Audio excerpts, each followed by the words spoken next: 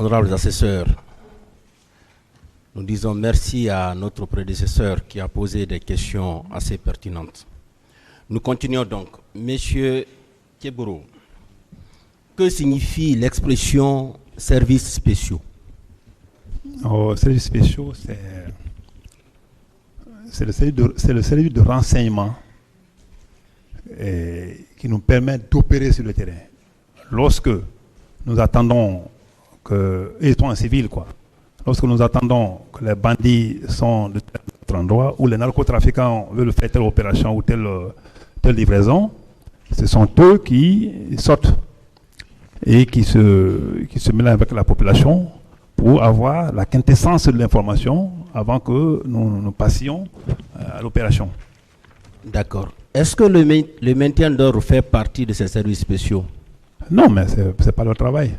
Ça ne Il fait pas dit partie. le pourquoi ils sont créés. Ça ne fait pas partie. Pas du tout. D'accord. Et puisque vous étiez au stade, est-ce que vos supérieurs hiérarchiques vous ont donné des ordres pour y être? Non, c'est ce que j'ai dit. Je pense que j'ai répondu à ça, que j'étais venu comme je l'ai toujours fait. Et ici et ailleurs, à Boké, partout, Sangaredi, et quand il y a manifestation, même avant ça, Bonfim et autres, c'est moi qui je suis informé. Je peux venir vers les gens pour leur parler, de sensibiliser, et généralement on se comprenait.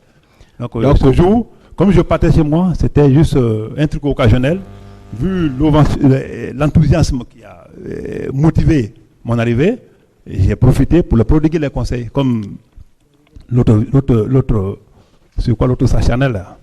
Donc vous y étiez allé de votre propre gré, vous n'avez pas eu Absolument. D'accord. Et lors de votre parcours, est-ce que vous avez fait escale au carrefour Bellevue? Au carrefour Bellevue. Bellevue? La Bellevue. Non. Vos hommes étaient positionnés là-bas? Non, il n'y avait pas de position fixe, c'est des patrouilles, comme on l'a dit. D'accord. Monsieur Blaise Goumou faisait partie de vos hommes? Si. Quel est le rôle qu'il a joué ce jour-là? Je n'ai pas compris. Quel est le rôle que M. Blaise a joué ce jour-là, le 28 septembre? Bon, M. Blaise faisait partie des opérationnels, naturellement. En fonction de l'ossature même du service, ceux qui sont chargés de l'opération, ceux qui sont chargés d'information et tout, c'est différencié. Donc, M. Blaise Goumou était parmi les opérationnels. Il était sorti sur vos instructions? Bon, je vous ai dit que la patrouille était commandée par Farima et chacun avait un jour. Oui. Est-ce que ce 28 septembre 2009, M. Blaise Goumou était sorti sur vos instructions? Ce jour-ci, comme je l'ai répondu tantôt, que quand la patrouille commence, ceux qui seront planifiés demain, je ne sais pas. Ceux qui seront planifiés après-demain, je ne sais pas. Mais j'ai déjà donné l'instruction comme quoi, tous les jours que Dieu fait, même les week-ends, qu'il y ait une patrouille nocturne et qu'il y ait une patrouille diurne. Oui. Vous savez, je pose une question assez simple. Oui. Puisque M. Blaise Goumou relève de vous, ces jours-là, il était sorti pour faire des patrouilles. Est-ce que c'était sur vos instructions qu'il était sorti? Comme le matin, j'ai dit aux gens, sortez à la patrouille. Non, mais je suis sûr et certain qu'il faisait partie déjà d'une planification de patrouille. D'accord. Comme à l'accoutumée. Bien. Est-ce que vous avez vu M. Toumba au stade? Si. Quel est le rôle qu'il avait joué? Ça, monsieur le procureur, je ne peux pas être Dieu pour le savoir. En réalité, je l'ai vu au stade. En réalité, c'est par Taliki que j'ai appris qu'il était venu là-bas avec ses hommes. Qu'est-ce qu'ils ont joué à l'intérieur là-bas? Je ne suis pas rentré à l'intérieur. Et vous voyez, tout ce que j'ai fait comme mouvement, c'est l'esplanade et dans la cour du stade. À l'intérieur du stade, je ne sais pas ce qui s'est passé là-bas. Et lorsque vous l'aviez vu au stade, il était dans quelle position? Qu'est-ce qu'il faisait concrètement, puisque vous l'avez vu? Non, il passait. Seul? Oui, il passait, oui, il était seul, en réalité. Ces hommes étaient présents? Bon, ça, je n'ai aucune idée sur ça, franchement. D'accord. Mais je l'ai vu quand même. Comme message, je l'ai vu de passage simplement. D'accord. Est-ce que vous avez eu connaissance d'une réquisition de l'armée pour aller maintenir l'ordre? À mon sens, non. Il n'y a pas de réquisition? Je ne peux pas dire non et qu'il n'y a pas. J'ai dit à mon sens, non. Merci, Monsieur le Président. Non, Ah oui, je n'ai aucune connaissance. Monsieur Moussa Tchebro Kamara, Oui. les faits pour lesquels vous comparaissez devant cette juridiction vous ont été notifiés par Monsieur le Président. Vous vous êtes expliqué de long à large. Les questions que nous allons vous poser, ce sont des questions de consolidation. Mes collaborateurs vous en ont posé. À mon tour d'en faire autant. Je rappelle que, à la notification des charges, vous avez dit ne reconnaître aucune des infractions pour lesquelles vous comparaissez devant le tribunal criminel. C'est votre droit le plus absolu. Alors, est-ce que, au petit matin du 28 septembre 2009, je dis au petit matin parce qu'il était entre 1h et 2h du matin, vous vous êtes retrouvé dans le bureau de M. Moussa Dadis Kamara, en présence de Tibou Kamara, qui était visiblement le conseiller de M. Dadis, ou ministre, je crois, quand M. Dadis a pris le téléphone de M. Tibou Kamara pour joindre Sidia Touré. Est-ce que vous étiez là? Monsieur le procureur, je pense avoir répondu à cette question. J'ai dit que, tel qu'ils ont écrit, c'est pas comme ça j'ai dit, bien que j'ai signé. Mais je n'étais pas pour le témoigner. Je venais difficilement au camp la nuit. D'accord. Alors, le jour des manifestations, le 28 donc, quand vous êtes arrivé au stade, vous avez dit tantôt que vous avez constaté la présence constante de M. Aboubakar Diakité, alias Toumba, de certains de ces hommes, donc les bérets rouges. Vous confirmez cette déclaration? Oui, sauf que ce n'était pas le matin, parce qu'il y a eu des étapes avant que ces militaires ne viennent assiéger, s'il faut dire, le stade. Il y a eu des étapes, comment même il vient d'expliquer, comment je suis venu, comment je me suis adressé à la foule, comment je me suis entretenu avec les leaders. Toutes ces étapes-là sont les préliminaires avant qu'on ne parle de Toumba. À quel moment alors vous avez vu de vos propres yeux, M. Toumba et ses hommes? C'est à quel moment? Merci, monsieur le procureur. Je disais que dans ma déclaration tout à l'heure, je vous ai dit qu'après toutes ces étapes que nous avons déjà énumérées, moi, je me suis retiré. Allez d'abord chez moi. Quand je me suis séparé avec les leaders devant le stade, devant l'université Gamal, moi, je suis allé chez moi. D'abord, me laver, prendre un peu de déjeuner, jouer avec ma fille, et je suis ressorti. Et vous voyez, je suis ressorti. C'est chemin faisant, parce que je partais au camp, que j'ai appris que M. Toumba pas talki, parce que les talki, tous ceux qui sont sur la même fréquence, attendent les mêmes mots au même moment. Quand j'ai appris qu'il était venu là-bas avec ses hommes, et que ça tire à l'intérieur du stade, je suis revenu. Mais je vous ai dit qu'avant de revenir, j'étais dans le dilemme entre les devoirs républicains de soldat et entre les risques qui peuvent arriver sur le terrain. Mais j'ai décidé le devoir, je suis revenu effectivement. Mes hommes m'ont dit, Farima était encore devant l'esplanade là-bas, il a dit, il ne faut pas rentrer, il faut rester, parce qu'il savait qu'on n'était pas en phase.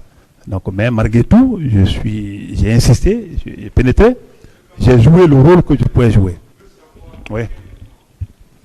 L'heure précise, oui, mais je ne peux pas avoir exactement l'heure, parce que là, je n'ai pas chronométré, mais je sais que c'est après tout, c'est pour parler avec les leaders, comment je suis parti me laver et tout. Le temps mis là, c'est pas à quelle heure précise. Je me suis retourné, là, je ne suis pas être Dieu, pour ne pas vraiment inventer les choses, pour te dire à quelle heure précise. D'accord. Alors, au moment où vous voyez Toumba, est-ce qu'il était armé? Aucune idée. Ben, il faisait dos, en réalité. Je l'ai vu partir comme ça, mais franchement, je n'ai aucune idée. Et ça, c'était le moment où presque beaucoup étaient déjà sortis. Hein, parce que moi, j'ai croisé des gens, comme je vous ai dit, hein, en courant qui sortaient. Et moi, je rentrais. D'accord. Est-ce que vous êtes allé dans l'après-midi du 28 septembre au camp Almami Samori Touré? L'après-midi, oui. D'accord. Est-ce que, en présence du général Mamadouba Toto Kamara, qui était à l'époque ministre de la Sécurité, vous avez constaté la présence constante de 2 camions à bord desquels il y avait des corps sans vie? Et monsieur le procureur, merci pour la question. Je me dis que, je l'ai déjà dit que je n'ai vu ni blessé ni mort. Ça sous-entend déjà que je ne m'étais pas avec Toto. Et mieux que ça, moi je suis parti au dispensaire qui fait face à la route Niger. Donc, pratiquement, je ne suis pas rentré dans le camp, de l'autre côté. Le dispensaire, il y a un mur séparatif entre le dispensaire et le camp, proprement dit. C'était, je suis allé déployer les gens là-bas et je suis resté un peu pour voir comment les choses évoluent avant de me retirer pour aller faire le compte-rendu vers le soir. Donc, Toto et moi, nulle part, nos missions peuvent se croiser, quoi. D'accord. Alors, vous n'avez vu aucun corps? Pas du tout. Vous n'avez vu aucune femme battue? Vous n'avez vu aucune femme violée? Pas du tout. Vous n'avez vu aucun blessé? Pas du tout. À quel moment vous avez été informé qu'il y a eu carnage au stade du 28 septembre? Bon, le mot carnage, c'est vous qui le dites ici.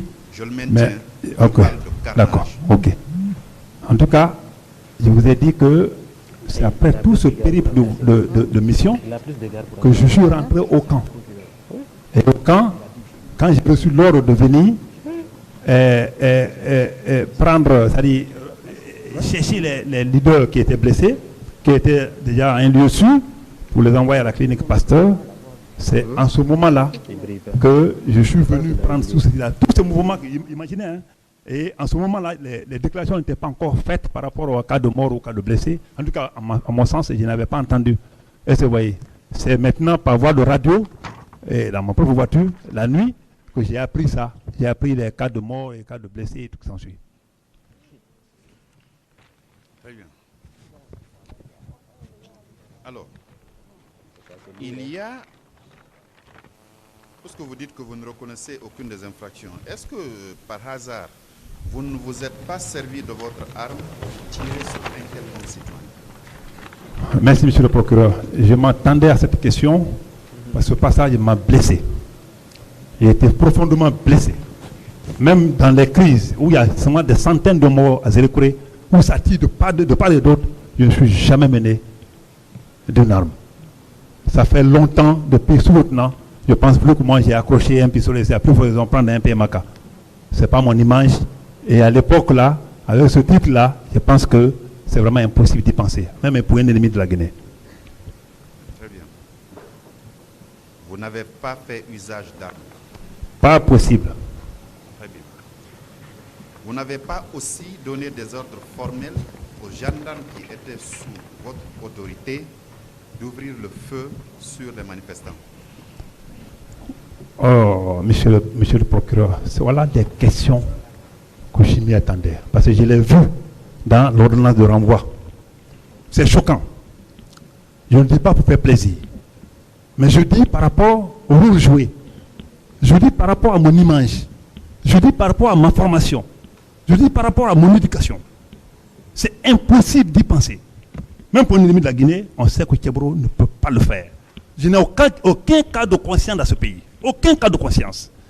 Si quelqu'un peut le prouver ici, même en dehors de ce procès, qu'il exhibe les preuves. Je pense que j'étais un homme normal. si je suis anormal aujourd'hui, parce que je suis écrouillé quelque part, qui est plein des personnes que j'ai arrêtées dans les mêmes liens de vol, de viol, d'assassinat, de meurtre. Hein? C'est pas, je ne peux pas dire le tout. Aujourd'hui, je suis peiné. Je suis peiné, mais c'est la loi. La loi, c'est la loi. Si on dit aller là-bas, vous avez autre chose, comment il y avait le sourire. Quand vous avez dit, la loi dit de se constituer partie. J'avais le sourire. J'avais le sourire, ce n'était pas un sourire. Je me disais, dans la vie, tout peut arriver. Tout peut arriver. C'est Teboro qui est aujourd'hui accusé de meurtre, pas de viol, d'assassinat. J'étais peiné, monsieur le procureur. Et je suis encore peiné. Si j'ai pris l'exemple sur le petit Gabriel de Paris, c'est parce que je mérite ça. L'homme qui a plus de 40 satisfecits et décorations dans ce pays. Parce que j'ai servi les gens. Parce que je ne sais pas faire la différence. Je vais tirer sur quelqu'un, pourquoi?